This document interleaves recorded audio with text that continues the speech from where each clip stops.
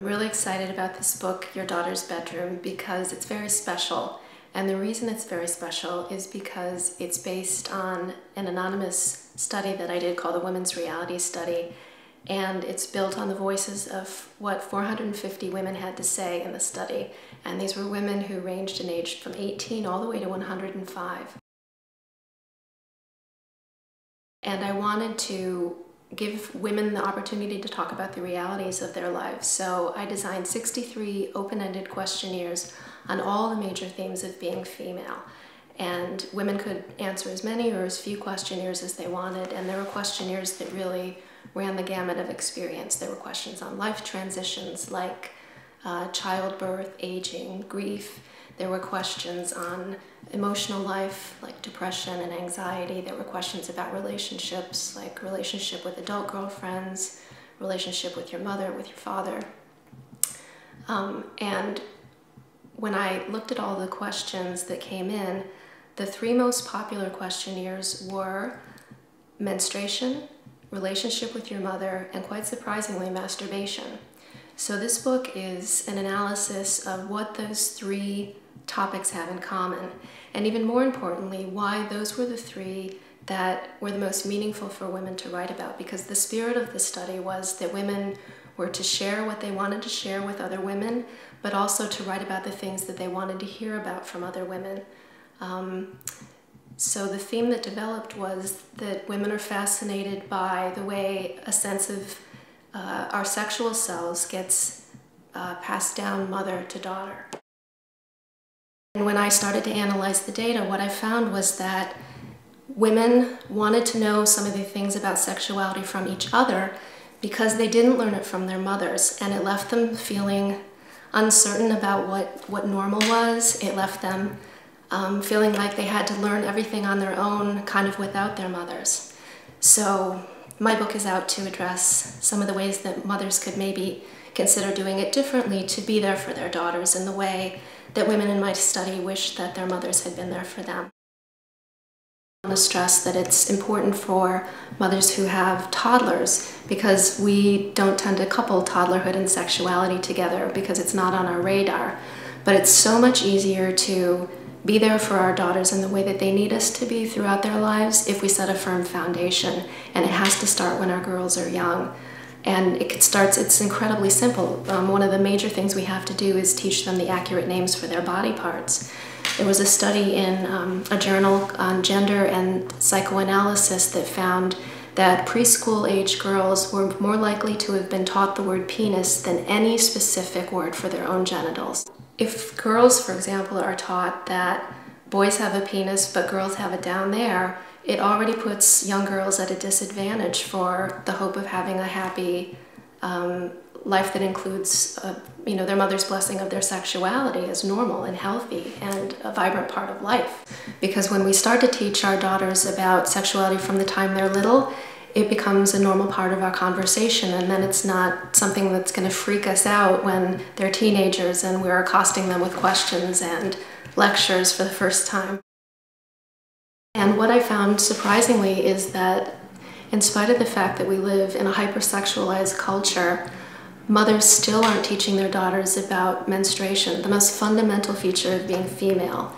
And if we're not teaching them about menstruation, we're certainly not teaching them about the more complicated aspects of sexuality, like desire and infidelity and infertility and all of the bumps that women will likely encounter as they live their lives.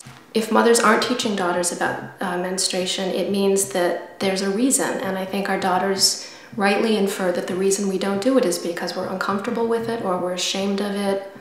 And that's certainly not what I think mothers intend. I think mothers really intend to give their daughters every benefit in learning that they can, but it's our own awkwardness that keeps us from talking about it. And in being that awkward, or awkward enough to not engage in conversations like this, we do our daughters a disservice. I think we haven't come as far as we thought we had come in terms of being comfortable with really authentic female sexuality, not the kind of sexuality we see splashed on billboards every day. And so even young women in the study wanted to talk about what they wished their mothers had done differently in teaching them about the most fundamental feature of being female, which is menstruation. And so I wanted to read a few. I wish my mother had been more comfortable with her body and had been able to instill that in me. I wish my mother had had the courage to tell me about my steps toward womanhood. I wish my mother had been stronger and more communicative. I wish it had been taught to me in a way that made me excited and proud rather than anxious. I do wish my mom had spoken to me about it, not because I needed the information, but because I craved to bond with her as a woman and as her daughter. I also wanted to go over some quotes from a chapter that is taken from one of the questions from the questionnaire, and it's my favorite. The question is, what do you most want to know about your mother but would never ask? And all of the adult daughters' questions were sexual in nature. They wanted to know what made their mothers tick. And the reason they want to know this isn't because they're nosy. They want to better understand who their mothers are as women, and they want to go to school on us. They want to use that information to better navigate their own lives. And the reason they don't ask their mothers these questions is because they don't trust us to tell them the truth. They don't trust us not to judge them. So here are some of the questions that adult daughters have about their mother's sexuality. A long-term marriage, how to do it. Was she happy in her marriage, satisfied and fulfilled emotionally and sexually? I suspect that she had an abortion during my teenage years, and I want to know for sure. If she had sex before she was married, if she's ever loved anyone as much as she loved my dad. Did she have an affair? Did putting up with my father make her happy? So we can see from those questions that the questions they project in fantasy onto what their mother's lives might have held, they might be asking because they're the very same things that our daughters encounter. As culture, mothers still aren't teaching their daughters about sexuality. And the reason I think we're not doing it is because our mothers didn't teach us how to make it a normal part of our conversations. And the women in this book are helping us reframe how we might think of sexuality as a valuable component of the mother-daughter relationship, because sexuality is a valuable component of how we live our lives.